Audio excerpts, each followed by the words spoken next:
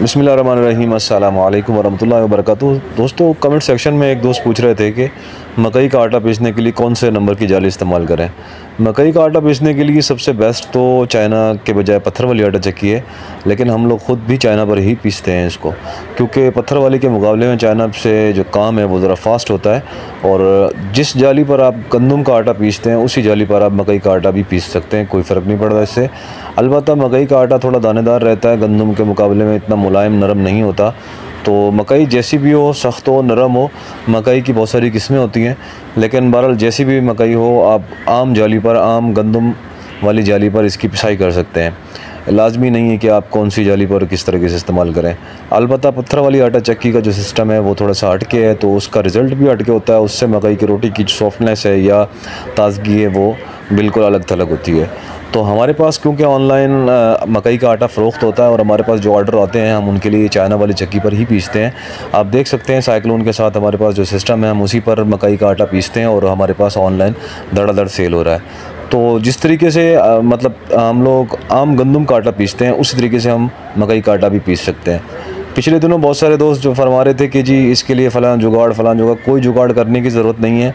आप आम जाली पर जिस तरीके से आप गंदम की पिसाई कर रहे हैं उसी तरीके से आप मकई की पिसाई कर सकते हैं।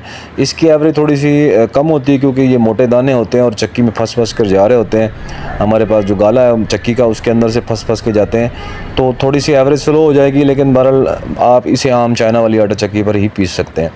आप वीडियो में देख सकते हैं हमारे पास ये जिस तरीके से हमारा गंदम का आटा साइक्लोन के ज़रिए पिसाई हो रही है उसी तरीके से हम मकई को भी पिसाई कर रहे हैं और मकई का हमारे पास ये धड़ाधड़ सेल भी हो रहा है। आम तौर पर यह है कि मकई का आटे की जो रोटी है वो पत्थर वाली की जो चक्की है उसका पिसा हुआ अगर मकई का आटा हो तो उसकी सॉफ्टनेस सबसे बेस्ट होती है। और फिर उसके बाद चाइना वाली आटा चक्की है, चाइना वाली में सॉफ्टनेस तो नहीं होती है, लेकिन बहरहाल वो चीज़ खाने के काबिल फिर भी अच्छी होती है। आमतौर पर आपको पता है कि सर्दियों में यहाँ पर पंजाब या केपी के या कश्मीर साइड पे मकई का आटा इस्तेमाल किया जाता है और पंजाब में चावल का आटा और मकई का दोनों इस्तेमाल किए जाते हैं। जनूबी पंजाब और सिंध में आमतौर पर चावल का आटा सर्दियों में बहुत ज़्यादा खाया जाता है, तो हम लोग चावल का आटा तो पत्थर वाली चक्की पर ही पिसाई करते हैं और जो मकई का आटा है वो हम चाइना पर ही पीसते हैं, क्योंकि चाइना पर मकई का जो आटा है वो ज़रा जल्दी हो जाता है और चावल वाला जो है ना वो पत्थर वाली पे वो भी स्लो होता है। और चावल की भी बहुत सारी फिर क्वालिटियाँ होती हैं और उसमें भी बहुत ज़्यादा तजर्बात शामिल होते हैं कि किस तरीके से पिसाई करना है और कौन से तवे पर पकना है। तो मकई वाला आटा जो आम तौर पर शहरों में पकता है वो लोहे वाले तवे पर पकता है, तो उसके लिए आप चाइना चक्की पर ही इसकी पिसाई करें।